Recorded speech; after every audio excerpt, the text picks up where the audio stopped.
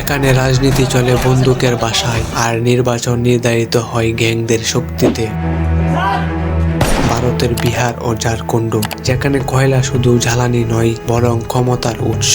এ গল্প কোনো কল্পনা নয়, এটি অপরাধ, রাজনীতি আর চাঁদাবাজির বাস্তব ইতিহাস থেকে জন্ম নেওয়া এক ভয়ঙ্কর কাহিনী, গ্যাং অফ ওয়াসিপুর।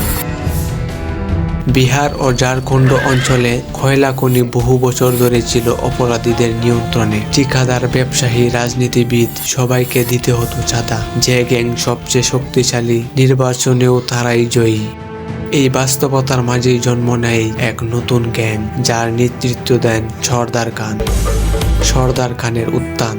সর্দার খান একজন সাধারণ মানুষ থেকে ভয়ঙ্কর গ্যাংস্টার হয়ে ওঠে। তার লক্ষ্য একটাই, কয়লা মাফিয়া এবং রাজনীতির উপর নিজের আধিপত্য প্রতিষ্ঠা। তিনি বুঝে যায় রাজনীতিকে নিয়ন্ত্রণ করতে হলে বন্দুক আর চাঁদাবাজি সবচেয়ে বড় অস্ত্র। ধীরে ধীরে সে তৈরি করে নিজের গ্যাং, আর শুরু হয় রক্তক্ষয়ী সংঘর্ষ। ওয়াসিপুর এর রাজনীতি মানে শুধু ভোট নয়, রাজনীতি মানে ব্যবসা। নির্বাচনে জিততে রাজনীতিবিদরা ব্যবহার করে গ্যাংস্টারদের, ব্যবসায়ীদের কাছ থেকে জোর করে টাকা আদায়, বিরোধীদের ভয় দেখানো, ভোটারদের নিয়ন্ত্রণ, সবই ছিল গ্যাংস্টারদের কাজ।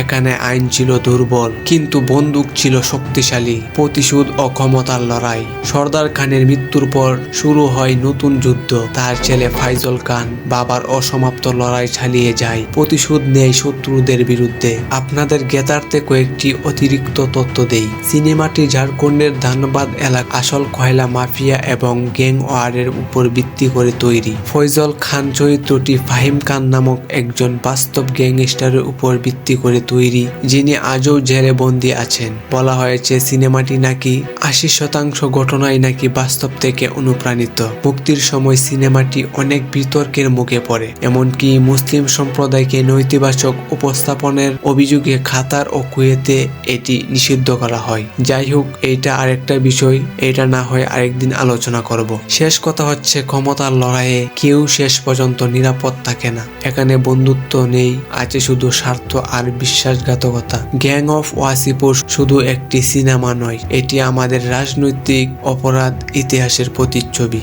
এ গল্প দেখায়, যখন রাজনীতি অপরাধীদের হাতে চলে যায় তখন সাধারণ মানুষ সবচেয়ে বড় শিকার হয়। চাঁদাবাজি তখন শুধু অপরাধ নয়, বরং একটি রাজনৈতিক অস্ত্র হয়ে ওঠে। ওয়াসিপুরের যুদ্ধ শেষ হয়নি, শুধু চরিত্র বদলেছে। আমার প্রশ্ন হলো, রাজনীতি কি সত্যি জনগণের জন্য, নাকি ক্ষমতার জন্য অপরাধীদের সাথে করা এক গোপন চুক্তি? গ্যাং অফ ওয়াসিপুর আমাদের মনে করিয়ে দেয়, যেখানে রাজনীতি আর অপরাধ এক হয়ে যায় সেখানে ন্যায় বিচার সবচেয়ে বেশি হারিয়ে যায়। এ গল্প কোনো এক শহরের নয়, এটি অনেক শহরের বাস্তবতা। যতদিন রাজনীতি অপরাধীদের হাত ধরবে, ততদিন ভোটের বাক্সে নয়, রাস্তায় লেখা হবে মানুষের ভাগ্য।